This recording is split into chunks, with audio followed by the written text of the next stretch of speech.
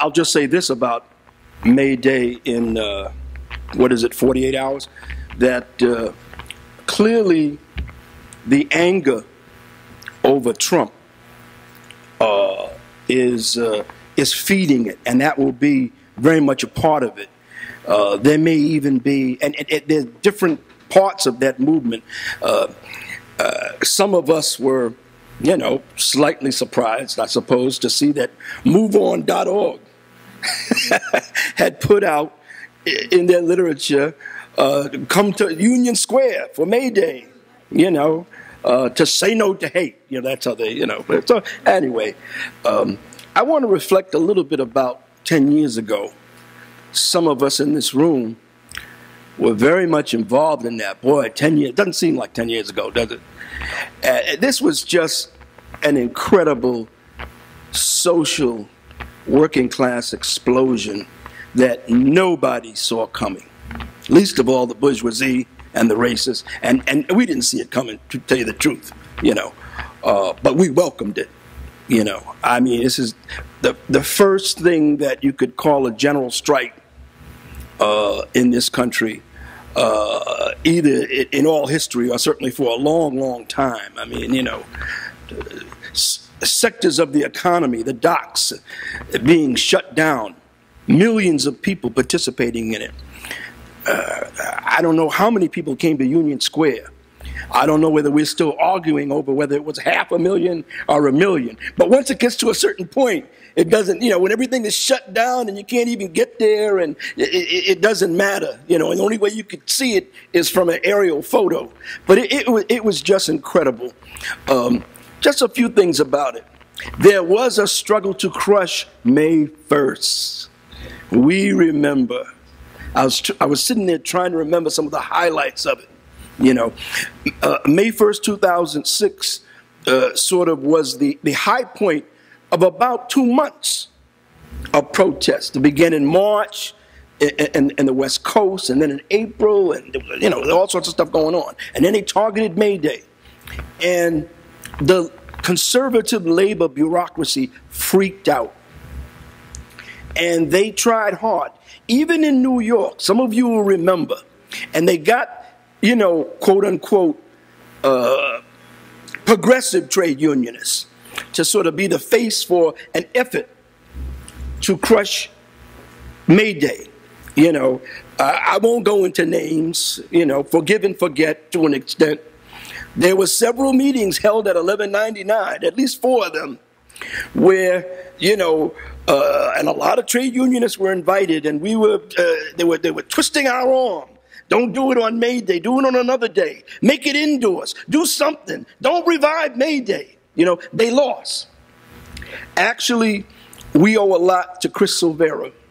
He wasn't the only one, but he actually played a crucial role, because I think that he probably was the most significant trade union leader at that time that allied himself with May 1st Union Square. And he fought those other conservative trade union bureaucrats. He fought them tooth and nail. And equally, if not more important, he opened up his office in Long Island City, 808 Teamsters. And that was really the headquarters for May Day. And it was just great. It was just these huge meetings and immigrant groups from everywhere, mostly Latinos, not just Mexican, a large number of Mexicans, but Ecuadorian, Honduran, Guatemalan, everybody, throughout all of Central and South America, and Palestinian. Help me with Filipinos, Haiti, it was just, Senegal, it was incredible. These meetings were on fire. They were on fire. It's an experience that those of us who went through it, I'm sure that we'll never forget. The AFL-CIO executive board met to discuss May Day prior to May Day 2006. Ostensibly, it was to figure out how to support this, the immigrants in their protests. But the real agenda was to squash May Day. And this was maybe 2 weeks before May Day. And we were fighting. We weren't just fighting here in New York. They were fighting in Los Angeles. They were fighting in Boston. They were fighting in Chicago. The same thing. Different forms, different people, same thing. They called up. They got the phone numbers. They got the contact information of the most important organizers in every city. And they called them up. This representatives, operatives for the leadership of the AFL-CIO. It's not the AFL-CIO that's bad. It's their, conservative, bureaucratic leaders who were frightened to death that there was going to be this giant demonstration, a nationwide demonstration on May Day. Offered them money if they would change the date. This is what they told us, that make it May 5th. Which would be interesting because that's Marx's birthday. But, do any Cinco de Mayo, do anything. And they resisted. And they wanted to make it not only huge protests, but also a walkout. So it was just incredible. The funny thing, ironic how history, how mass upsurges affect history and leaders. On May 1st, as you couldn't get into Union Square at a certain point, you couldn't get in there. Every known labor leader who had denounced it and said it was a bad idea, you look down, those of us who were on the stage, and there they were. Trying to get up and speak. All of them, AFSCME, 1199, all SEIU, they're all trying to get, and a bunch of politicians, Jesse Jackson, Sharpton, all trying to, get on. So when the masses move, we get frustrated that conservative bureaucrats can stop us. And it seems like maybe 7 to 8 times out of 10 they do. But when the masses move, that changes. It opens up a social volcano. And that's what happened 10 years ago.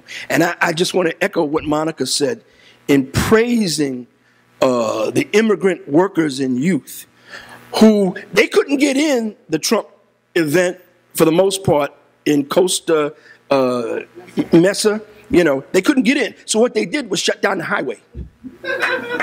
They shut down the highway. People couldn't get in and out. Can't get in? Okay, we'll try something else, And today, they couldn't get in either. It was an event kind of like the event that we protested at the Hyatt in Grand Central Station 10 days ago or so. They couldn't get in. Few of them got in.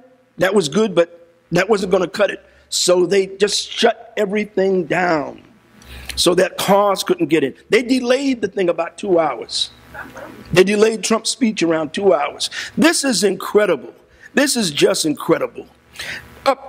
Now let's come up to 2016. Monica mentioned, what would happen if Trump actually became the candidate of the Republican Party. Well, while that may not be 100% certain, it is fairly certain. It's 90% certain. Something could happen. We don't know. But right now, after him not doing so well for a little while, all of a sudden he's doing a lot better. And you put your money on him becoming the nominee. I mean, put aside what this means for the struggle inside the ruling class of the Republican Party, the bankers, Wall Street, and I'm sure they're all talking about it. I'm not going to address the struggle inside the ruling class around Trump, although it's an important subject. Maybe in the discussion, some who have been thinking about it, may want to contribute to that. But it's also a crisis for the working class. It's an enormous, if Trump is the candidate, if he is the Republican Party candidate, regardless of what happens in November, and that's another issue, not to take it so lightly. The conventional wisdom is that he would be defeated. Maybe that's true. Okay, if he's the candidate, that's an enormous crisis for the working class. That may mean, we don't know exactly what it will mean, because to a certain extent, we're on uncharted territory. But it may very well mean, as bad as the racism and the violence has been, it gets ratcheted up 10 times, if not 100 times. Look who's coming to these rallies. We don't know who these people are. Some of them may be worse than others. Some of them may just be drawn in there out of desperation. Some of them may be avowed racists. But what do they constitute? They are mass lynch mobs. They are mass lynch mobs. And imagine if he's the candidate. This is very dangerous. This is a dagger pointed at the heart of the working class, whose purpose is to incinerate solidarity, incinerate class solidarity at a crucial time because of the global capitalist crisis. There are Nazis, neo-Nazis, ardent professional racists who have been plotting to subvert the coming class struggle and turn it instead into a race war. And we can't pretend that their plot is not something serious and that that's at stake. It'll be very important what progressive, anti-racist, and revolutionary forces do. What do we do? Do we go to Clinton? We say no. We say if we know anything about the struggle against fascism, you don't do that. That will be a big pull. What Monica said, I can't say it any better. But the movement has found an alternative. And it's not just a rhetorical one that you easily say in a militant speech, but nothing's really happening. People are rising up and trying to shut him down. They didn't get a message from us. They didn't get a message from anywhere. It's an organic, natural development. People realize that his existence and his influence poses an existential threat to oppress people, in the first place, and to our class. And they are rising up, not out of fear, but out of outrage and saying, no, no, no. And this is a way of dealing with the bourgeoisie, comrades and friends.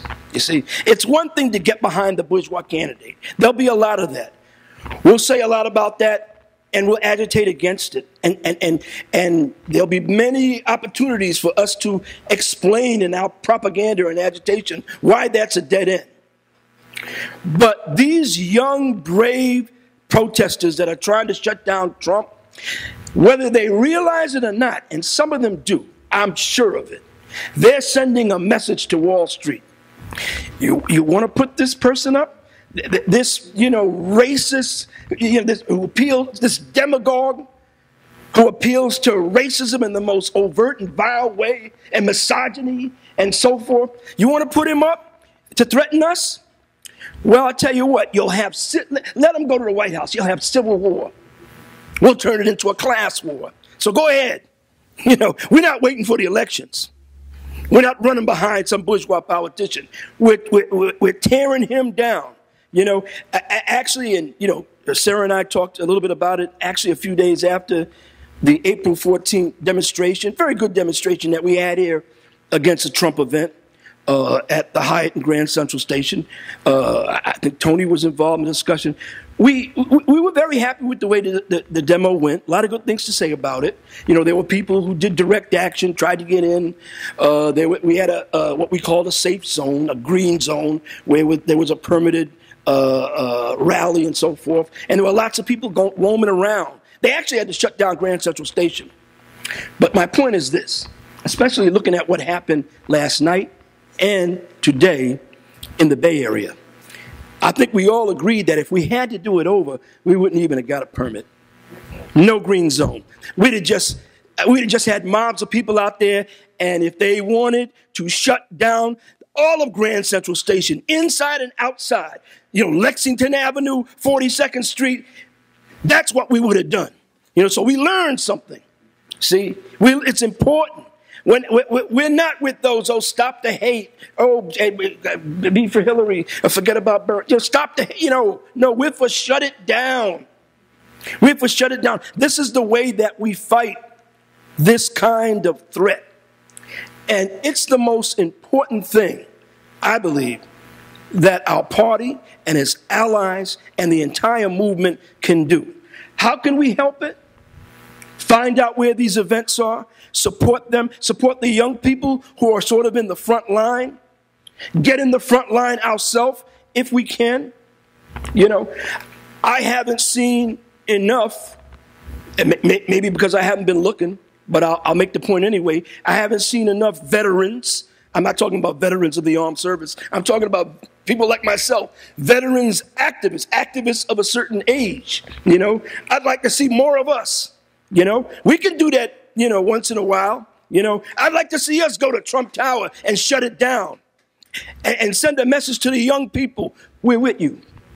We'll not only help you get bail, we'll not only be in jail solidarity, but, you know, we don't mind taking a bus if it comes to that. We'll try to shut down something, you know. And I can't imagine that a lot of activists at this point wouldn't be interested in that. Maybe I'm wrong, you know. Anyway, we not only want to be part of this shut down Trump uprising, as best as we can, we want to be central to it.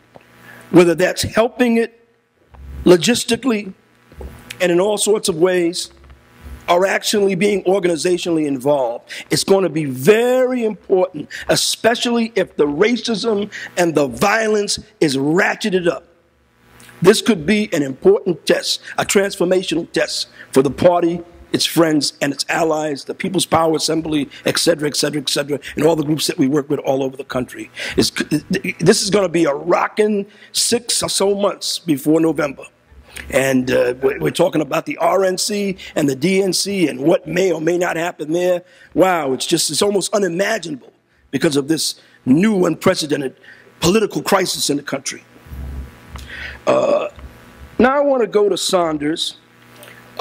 Just as it seems that Trump will be the nominee, barring something really significant coming soon, it is now clear that Sanders will not be the Democratic Party nominee.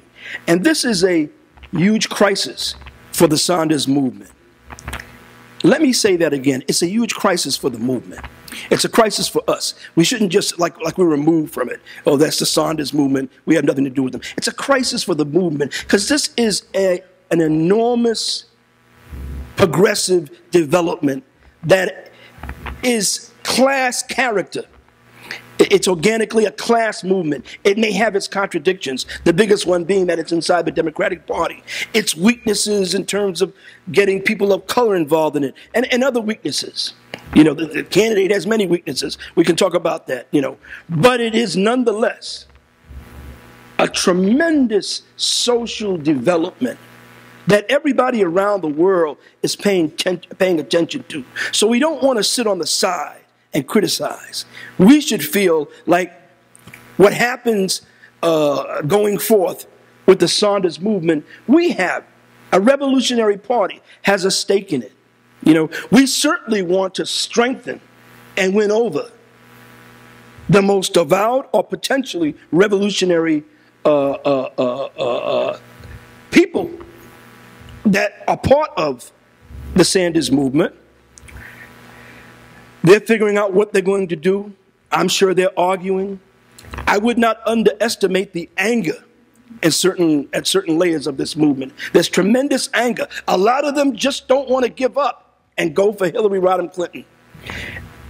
Trump, danger or not, they don't want to do it. Will he do something independent? I noticed one of the organizations, I'm not going to mention names, one of the organizations is, you know, trying to petition to have him run as an independent or maybe occupy the Green Party where they have ballot status, you know. We have no reason to believe that he's going to do that.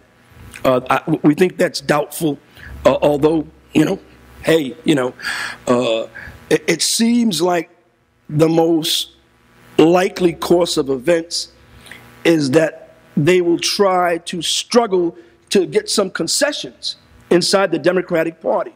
Maybe in terms of the platform, officially be for $15 an hour. I read an article today. Somebody said, well, why don't we democratize the Democratic Party? And even though we see no future for the working class and the oppressed in the Democratic Party unless the bourgeoisie leaves it, which doesn't seem imminent. Actually, they're prevailing now. We're not disinterested in these things. We need to understand them. For example, if you wanted to vote for Sanders in New York last week and you weren't a registered Democrat, you couldn't do it. Actually, if you weren't registered to vote, because in New York, there's no same-day registration. So a lot of the people who came to those rallies in Long Island City, in the Bronx, in Brooklyn, Washington Square Park, just imagine the percentage of those people who could not vote for Sanders. That democracy is an issue. It may be democracy with a small d for us revolutionaries, but you can bet that they were very angry about that. They couldn't vote. And that's why it was so easy for Clinton to prevail. And that's not just true about New York. That's true about a lot of the primaries. Also, these superdelegates. It's an issue.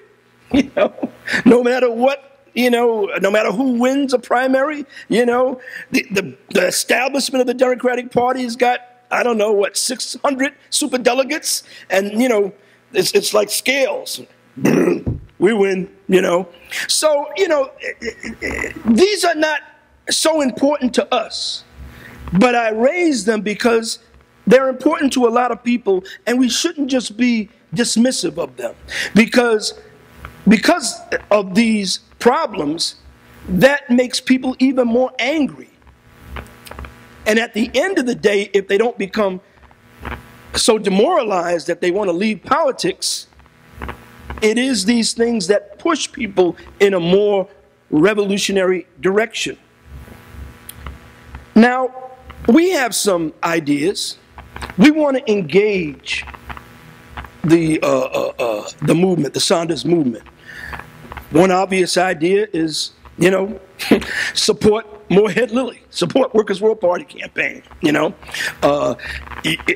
be on the ballot in a few states, but you can write us in.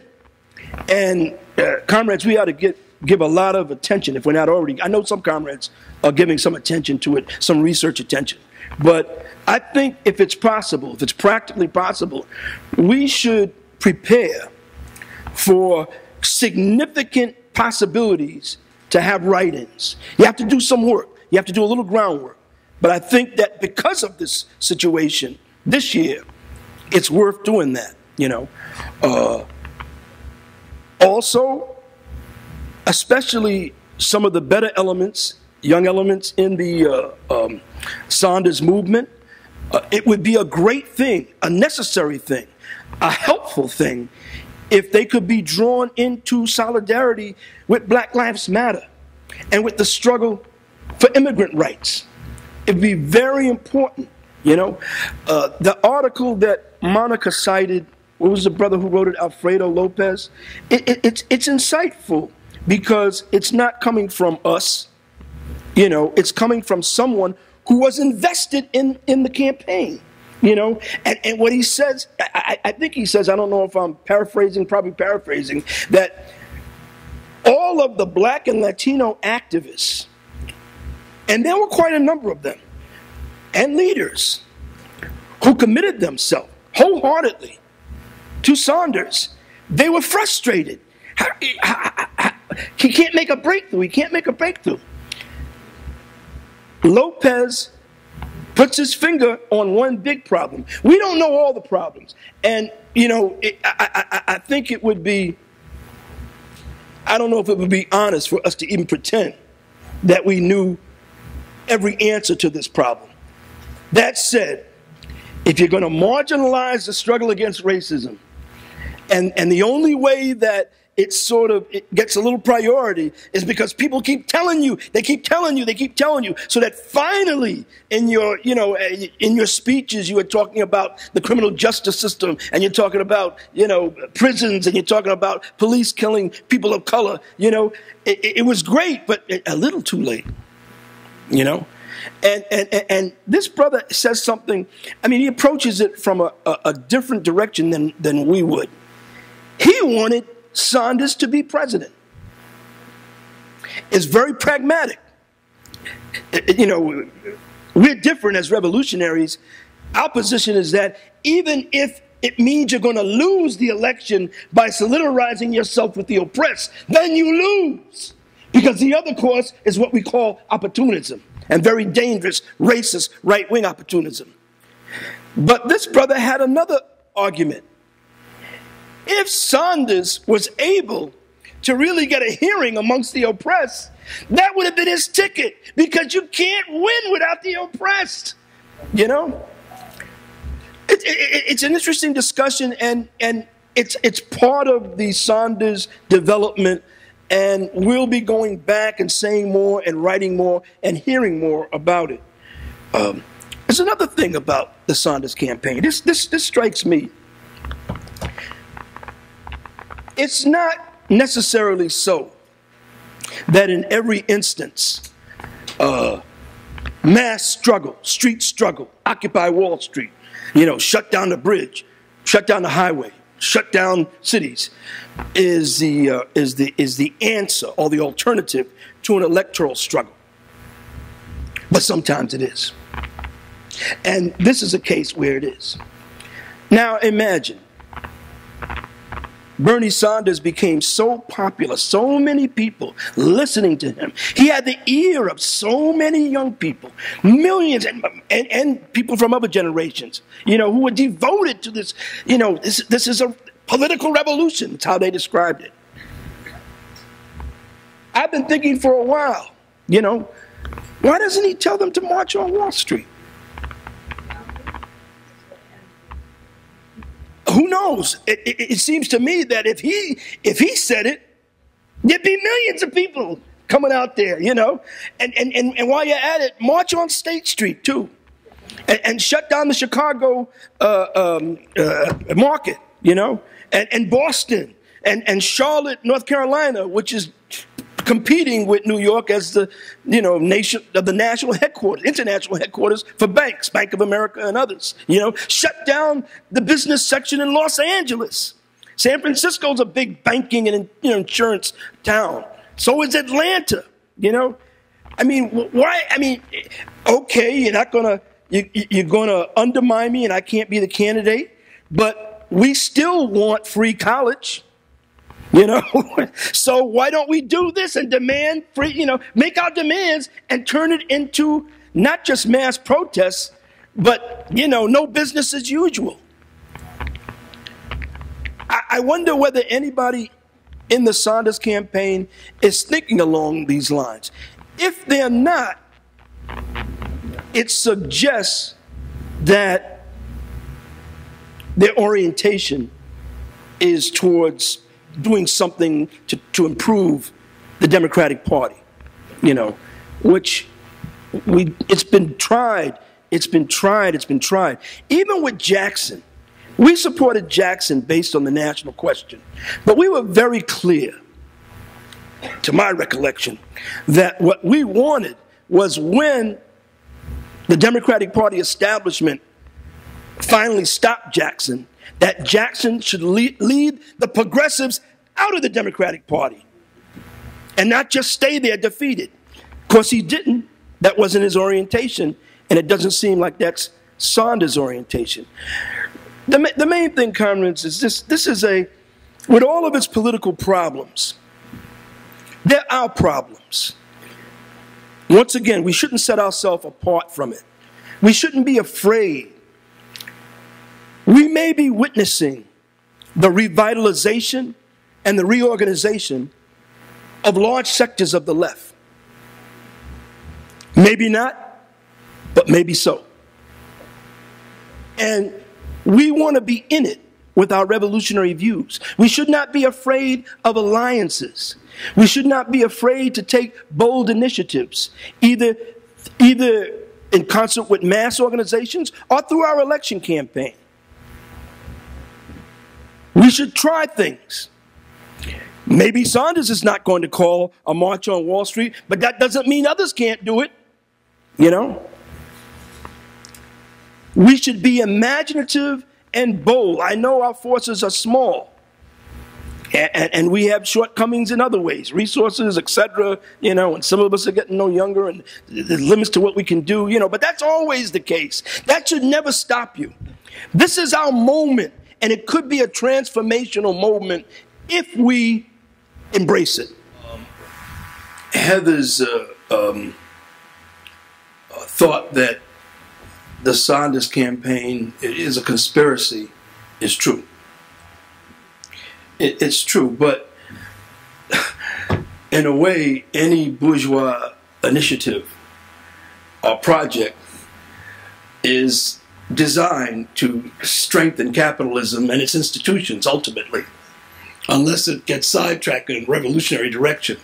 And this would include, you know, the New Deal, the minimum wage, and so many other progressive things. What have they done? They're designed to strengthen capitalism. They're concessions, you know. The electoral development is a little different, but what I'm saying applies to that. But it has a dual character. It's dialectical.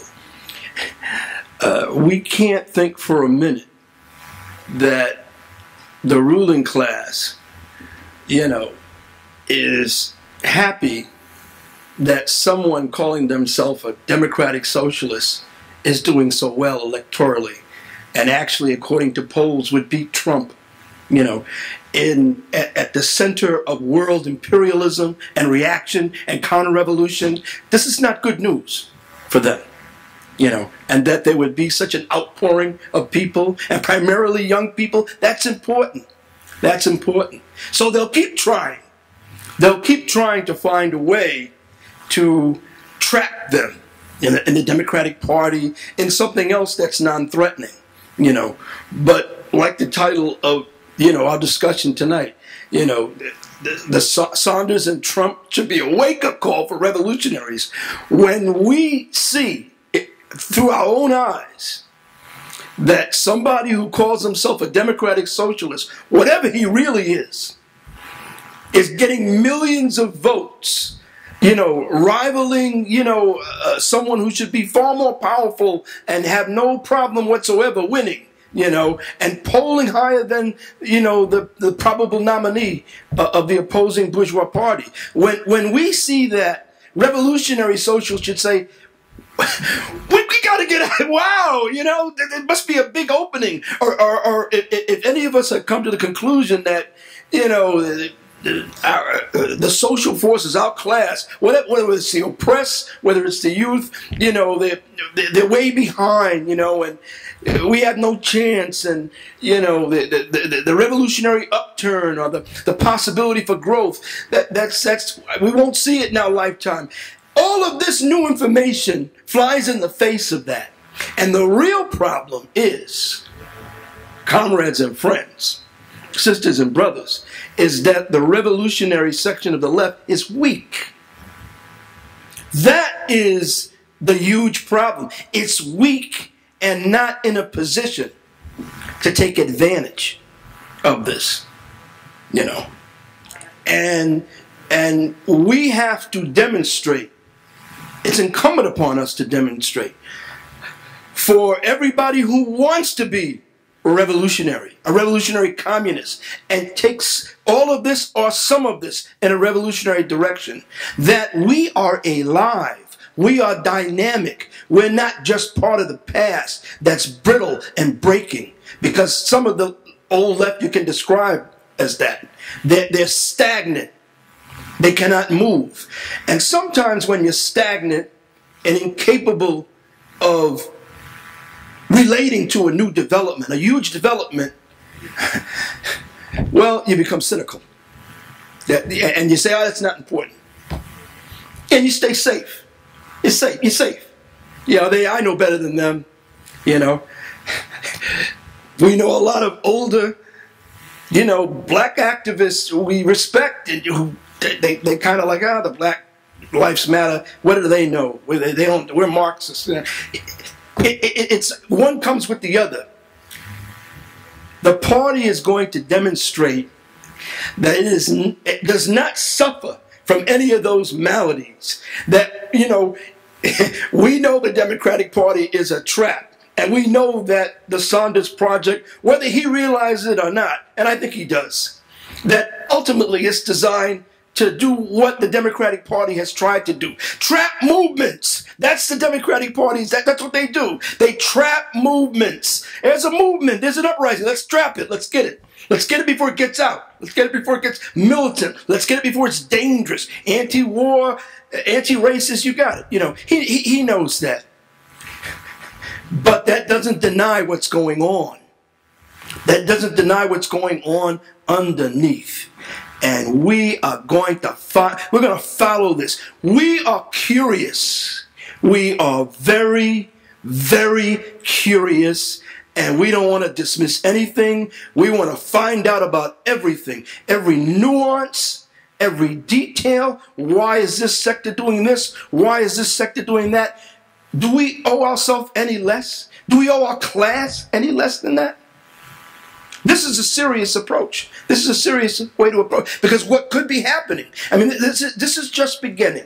Now it's clear he's not going to get the nomination. So now there's the fallout.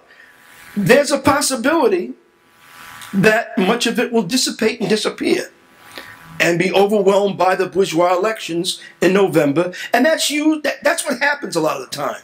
And that's usually what the bourgeoisie wants. And maybe that will happen. We don't know.